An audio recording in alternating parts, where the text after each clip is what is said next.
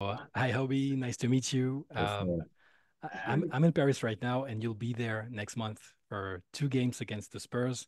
Yep. So I have a few questions about it. Sure. Are you looking forward to it? Will it be your first time in France? And who are your favorite French players in the NBA or overseas? Yeah. I'm super excited to get over there. I'm sure the team is as well, but for me, it's gonna be my first team or first time across the waters. Like I've been to like the Bahamas, Turks and Mhm. stuff, but I never been over there. So to have that opportunity to go over there and experience it over there is gonna be cool. And favorite French players? Let me see. Let me see if I'm good with this question. Um, Tony Parker French. Yeah, it's French. Look, there we go. I got one. Ginobili.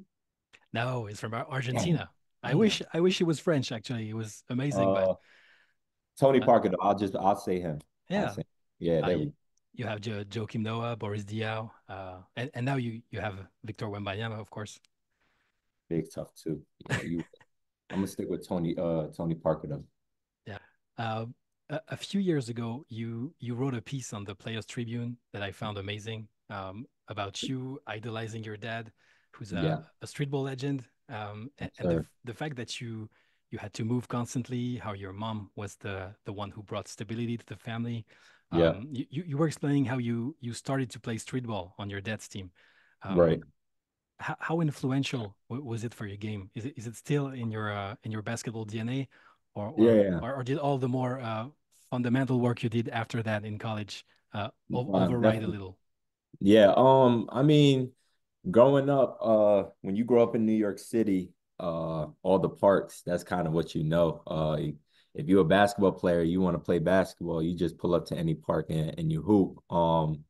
My dad can never sit still. He still can't to this day. That's how I am who I am. Like he couldn't sit still. So every time he had free time, we was always going to a court. Whether it was like a court like Rucker Park, Dykeman, West Fourth, or it was like a regular local park. Like we was always going outside to uh to find hoops and hoop against people. Even though I was so young, my dad was just bringing me in and teaching me the game and helping me get more aggressive and like tough minded. So like every chance I got to hoop with him, I enjoyed it. So And today, when you're near a park, a playground, you still yeah. feel the need to go play. Always, always. Every time I see a basketball bouncer, I'm trying to go hoop. So That's cool. yes, sir. You have been with the Pacers for a year and a half now. After 3 seasons in New York, but we know how intense it can get in New York with the fans, the city, the expectations. Yeah. Do you feel like you're a different person and player after all these years with the Knicks, especially because must have been special for you since you grew up in New York City? Yeah, definitely. Uh Having that opportunity to go to New York those first 3 years, it taught me a lot. Not only about the game, but me as a person. It taught me to be patient and trust the process. But I learned a lot being out in New York. Obviously having to deal with the media, having to deal with expectations and all of that.